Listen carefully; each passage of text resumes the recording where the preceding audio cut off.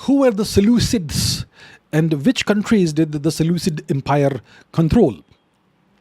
Who were the Seleucids? Okay. We may all remember that Alexander the Greek attempted an invasion of India.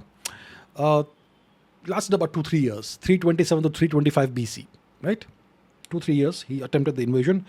It was a disaster for him. He went back and he died in Babylon.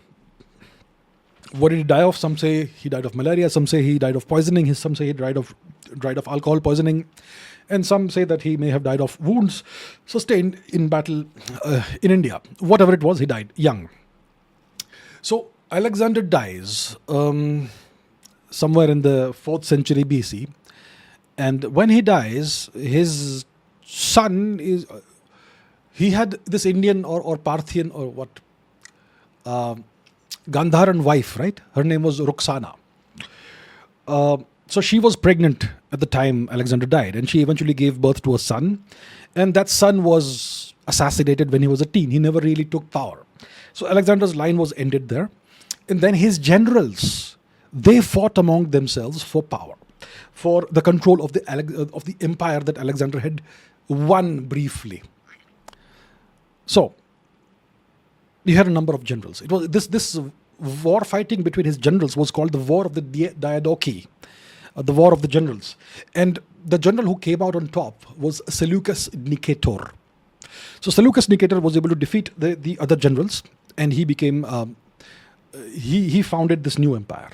It is now called the Seleucid Empire. So that's the Seleucid Empire, and he wanted to expand it as far as possible.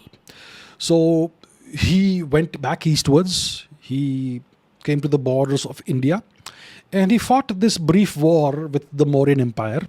It was less of a war and kind of, hi, I'm here, let's shake hands, that sort of thing. It was, I'm around, Alexander is gone, now it's me, so let's come to some kind of understanding. That's the kind of war it was. It was not a very serious war. It lasted a year or two, and it ended with an alliance between India and the Greeks. It is the Mauryan-Seleucid Treaty.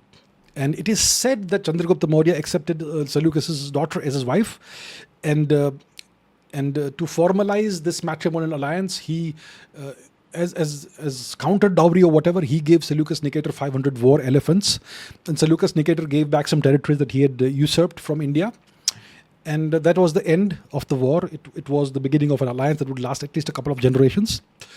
And using those 500 war elephants, Seleucus Nicator went westwards, and he was able to conquer an empire all the way to Syria and present-day Israel. Huge empire. The whole of West Asia, all of Persia,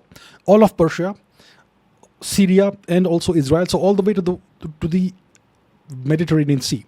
From the borders of India all the way to the Mediterranean Sea. That's how big his empire was. It included present-day Persia. It included Syria, Jordan, present-day Iraq, Kuwait, and all those other places. Not quite the Arabian Peninsula, not quite that, but all the way to present-day Israel and the shores of the Eastern Mediterranean Sea.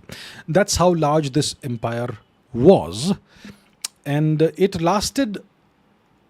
Eventually, the Seleucid Empire also disintegrated, as all empires do. Seleucus Nicator dies, his son becomes the emperor. He also maintains good relations with India, and then he has descendants, and those descendants turn out to be not that great, as always. And eventually, the Armenian Empire takes bites out of the Seleucid Empire, and various other kingdoms start taking bites out of it, and eventually the Romans defeat the Seleucid Empire. Because the Romans, by that time, had conquered Greece, and they had extended their rule all the way up to Judea, which is Israel. And they eventually destroyed the Seleucid Empire. So that was the deal. That's how it ended.